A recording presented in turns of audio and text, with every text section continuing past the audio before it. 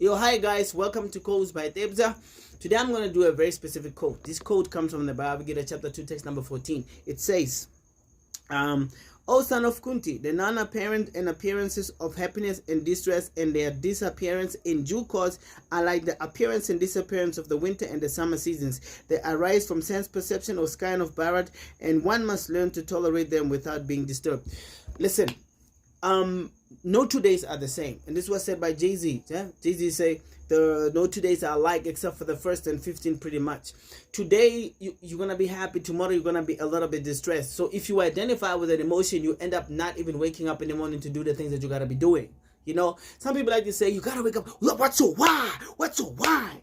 You don't need a why. You already have a why. You have this physical body. This physical body, it has a stomach. The stomach will tell you you got to get up and go do something. So the problem is this: we identify so much with being happy. We see people on TikTok dancing, some people showing a lot of money. You become lured into that life to think that maybe you also deserve to have that much money. You also deserve to have that much of happiness like everybody has. You end up identifying with that you end up being depressed.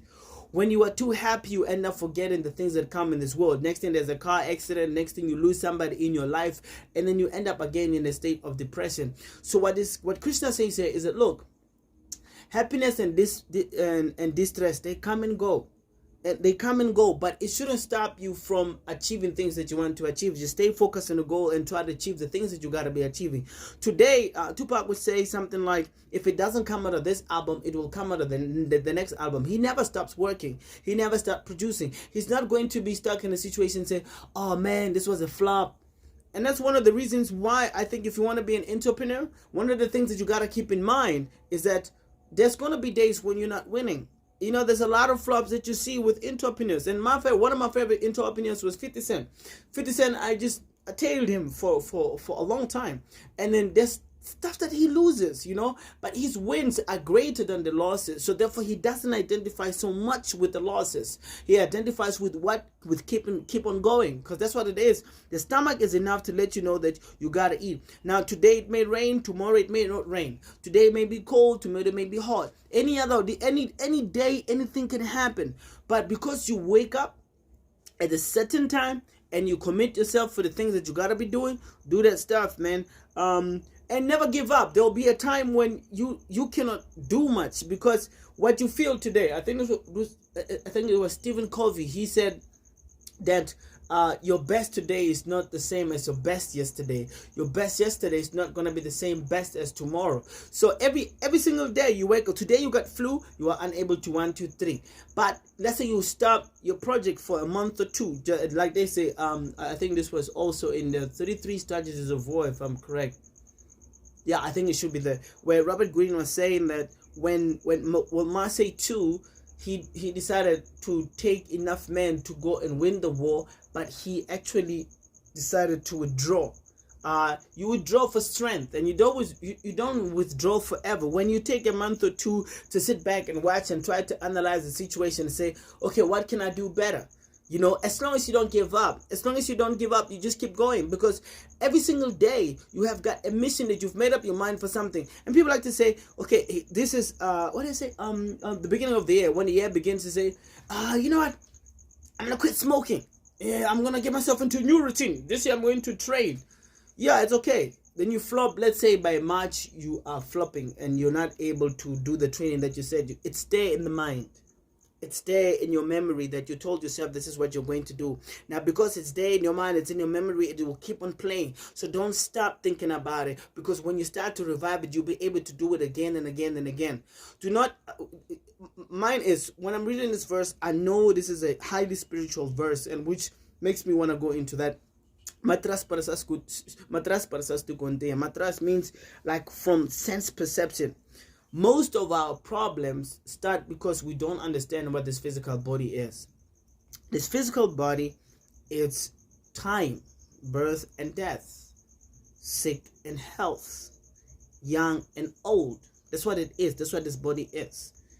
It will take birth, it will disappear. When it is young, it's great, but at some point it will get old. One day you are healthy, Another day you're not healthy. So no 2 days are going to be the same. So if you are interested in spirit, then you cannot wake up in the morning and say, today I'm not interested in spirit, because it's a cultivation of energy. To evoke energy as a spiritualist is an everyday thing. It's not, there's no break for it. But even if you do break, even if you call it a day for a second or so, the following day you rise and do it again, for as long as you've got the opportunity. Now, what is the problem? The problem lies with the physical body. You need to eat, you need to rest, you need to fight on, because where we are, it's constant fight. There's 3 things that's going to challenge you. That's your own mind and physical body. That's other living entities. That means human beings, animals, even trees. Then there's going to be weather or climate, or things that have to do with nature that could disturb you, like for example, floods can disturb you. Over excessive heat can disturb you. So those 3 things, your mind will create pictures in to say, go and enjoy this, go in and do this, and then when you go and enjoy and you start to get hurt, the mind starts telling you, but I told you not to do that. Now you understand. So when it comes to their spirit, the first rule is you will encounter happiness and distress. When you start spiritual energy, there's a little bit of happiness that comes, because now you have gone beyond something and you start to identify with it, and you're going to get stuck with wanting that happiness to come over and over again. Whereas there's levels to this stuff. There's times when you're just by yourself, when you're extremely by yourself, and you can identify it to be lonely, but it's all in the mind, it's all in the physical body, it's all in the memory, because it's a little bit darker sometimes in spiritual questing. But this is mainly because if the material energy wants to attract you, it creates situations of depression, loneliness, and all that stuff. So then you start to feel lonely, and then the physical body starts to react to cold. When it is cold, you want to all dress up, you want to make differences. The thing is, there's a story actually about this thing. It's a story, so it's an allegory. It's not really like something that really happened. So there was a guy who was a yogi, somebody who's practicing yoga, and this guy he found himself in a situation where he was practicing underwater, because yogis can do that. He goes underwater, and when he gets underwater, he meditates, because there's so much disturbance, but he can ignore fish. But he had 2 underwears. That's the only things that he had. They're called copens. So one in the morning, he would put one copen on the tree branch, and he would wear the other one for the rest of the day. Tomorrow he would do the same thing. He would wash one copen, put it on a tree branch, and end up in the water and meditate. Now, when he was meditating one day, there were 2 rats that came to try to disturb him by taking care of one of those copens or those underwears. Tried to eat that underwear. Now he's a yogi. In his mind he could create things. So he created a cat to chase the mouse. So the rat. So the cat do a wonderful job to do that, to chase the rat away. And it caught the rat. It ate the rat, and the cat could not find something to eat. So what he did was he created a cow, and then the cow could create milk for the cat to drink. So somebody had to milk the cow. So he then created a woman to milk the cow, a servant, somebody to help him. When she was bored, the lady wanted to have a child, and he created the child, and the child started complaining he doesn't have a father, he doesn't have that. Now you can imagine, from having 2 copens to having a cow, a cat, a wife, a child, all that became stressful for him. So what he did was he removed the illusion and then removed everything else, and he just remained with the copens and the rat. So basically, what the story is telling us is that the material energy is always trying to pull you to do some change so you can stay comfortable, because that's what it is that you stay comfortable in your situation where somebody else are doing things for you. But you gotta maintain those things, you gotta maintain those people, you gotta maintain that energy.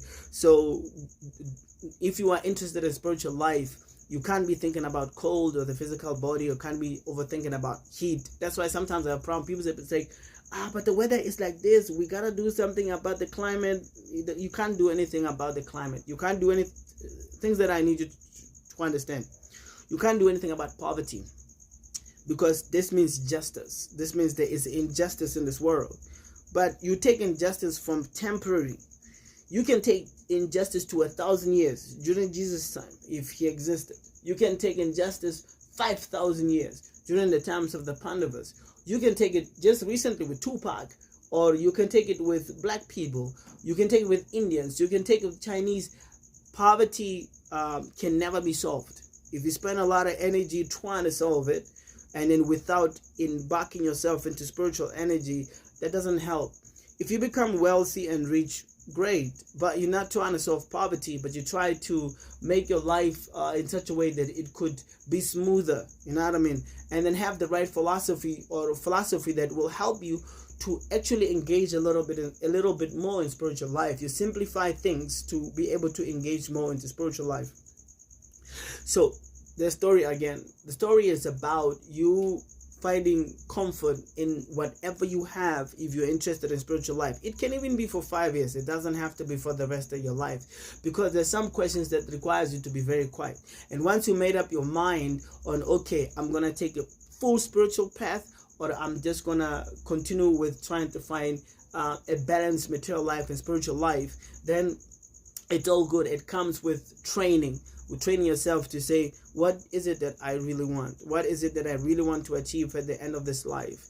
Do I need a lot of money? Yes, okay. If I need a lot of money, here's what I need to do. I'm gonna do it in this way and that way, but it's not gonna be easy. There's gonna be times when it's gonna be good. There's times when it's not gonna be good. And you can imagine I'm saying good and not good, because again, it's related to the physical body.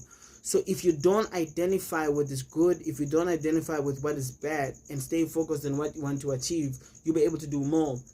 Which reminds me something that I heard from the Chaitanya Charitamrita. It's a book, it's a wonderful book. So all these books, if you want, you can find them online. I probably quoted the 3 Charities of Woe. I probably quoted the 50th Law. I probably quoted the Bhagavad Gita. I probably quoted the Chaitanya Charitamrita. I've quoted Jay-Z, the song that he did for his mom, when he say, no 2 days alike except for the first and 15, pretty much. So now, I'm saying that in the Chaitanya Charitamrita, they say, whatever you think is good or it is bad, it's all mental perception. Basically, let's say a knife, for example. A knife is not good, it's not bad. It just depends on whose hands the knife is in. If you give a knife to a thief, it may do something that you might think is bad. If you take the same knife and give it to a doctor, when someone has a bullet in their body, then you start thinking, oh, that knife was a good thing. It can do good things. But it's just a knife. A knife is not good, it's not bad. A gun is not good, it's not bad. A car is not good, it's not bad. It's material energy. So it transformed into one form or another. It could attract you in different levels. So nothing in this world is good, nothing in this world is bad. It's just how you maneuver in such a way that whatever that you want, you can achieve.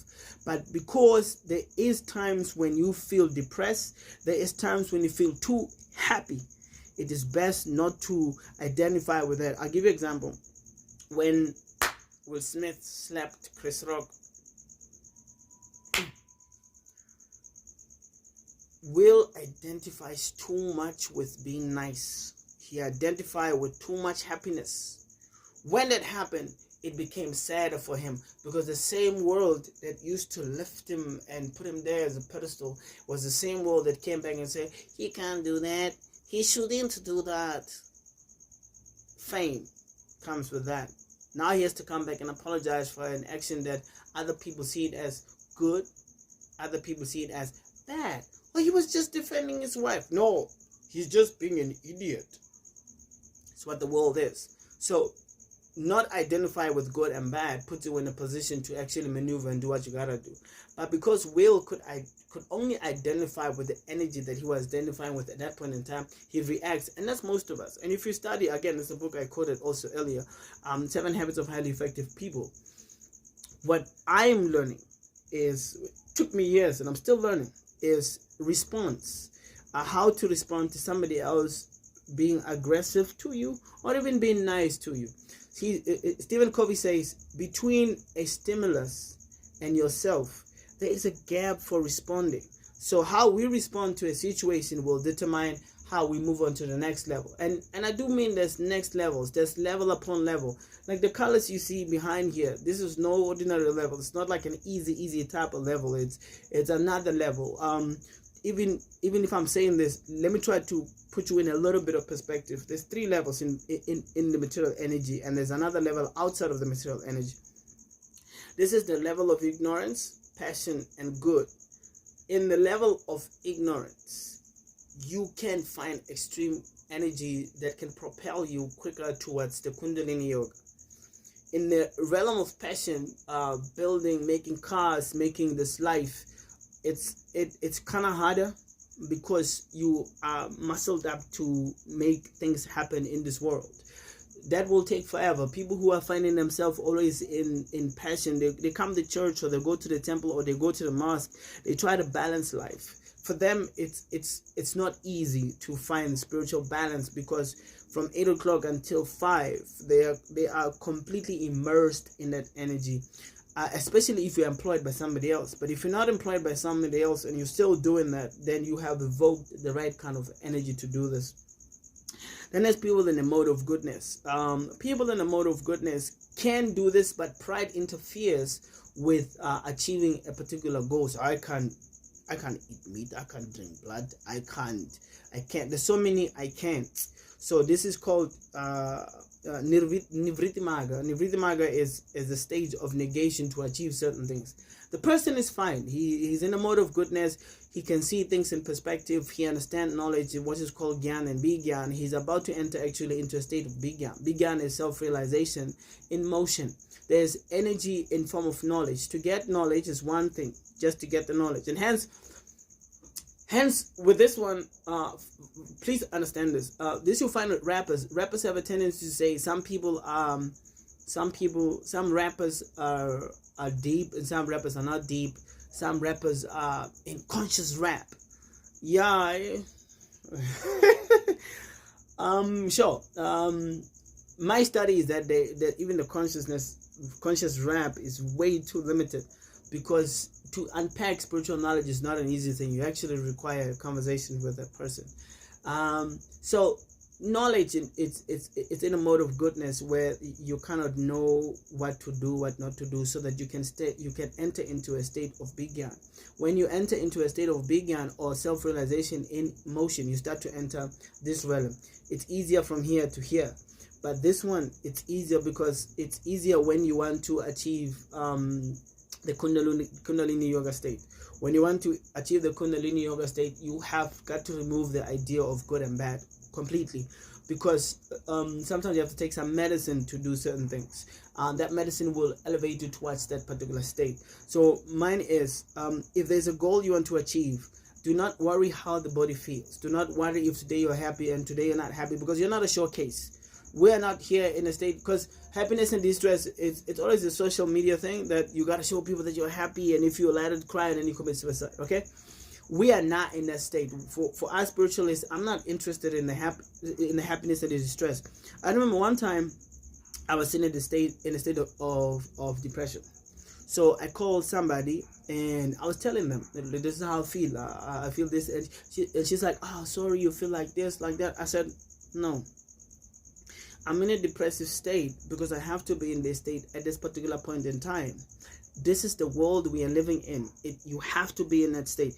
And if you identify too much in it, somebody's going to come here and sell you something that you might not need, because they can create that situation. So when I'm depressed or when I'm happy, I don't identify with that energy. I allow it to pass. I'm feeling the pain. I'm feeling the joy. but I try to allow it to pass. Every now and then it will get the best of me, but I must identify where I am. This world, where we are in this world, it's not an easy world to be in. This is not an easy world to be in. So every now and then I find myself in a situation where it is harder, but because I have knowledge with me, then when that stage comes of depression, when the stage comes of unhappy, or when the stage comes of loneliness I remember, oh, I'm here. I do expect here to be rich.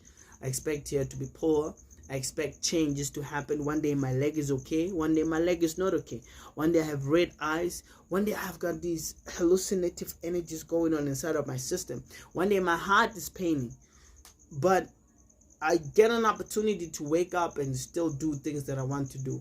So those things are the things that I just focus on. So that's why I don't always need a why to do things, because I already have things that I've set aside, the goals that I would want to achieve. Goals that I want to achieve is what everybody can achieve, which is spiritual energy coming in. I don't need a why for the spiritual energy either, because it's what I am. I am the spirit. I don't need a motivation. I don't need to be motivated to it, because motivation comes and goes. Now I have to always depend on some motivational speaker. I have to go online. Oh, I'll tell you, what did he say? Why do this and do that? No, I don't want to be in a state when I'm overly dependent on motivation. I'd rather watch those things that I want to do. But I don't identify with those things. It's things that I could be attracted to, but I shouldn't be attracted to them to a point where I completely identify with them. I identify with myself as a spirit. Every now and then the world is going to be challenging. Because every now and then the world is going to be challenging, take it like a man. So again, matras para sastukundea. Now winter comes, it will go. We tolerate that period of 3 months to 6 months of cold. Summer will come, it will go. Summer is hot, summer is pinching hot, but doesn't mean that we shouldn't do the things we gotta do. For example, cooking. We gotta cook when it is hot. When it is cold, we still have to take a shower. I remember I used to take a lot of cold showers during the winter. It's an experience. Those are phases that you go through as a man to actually ask questions about what this physical body is. In those times, you can't be like, oh man, I want to take a cold shower. We do. You know, I challenge things that I feel like I need to challenge. That's why sometimes people say you can do these things when you got money. You don't have to have money to do all these things. You just have to decide today. When I wake up today, I'm going to do 1, 2, 3, 1, 2, 3. That's a decision that you just make. Sure, guys. Meet you on the next one.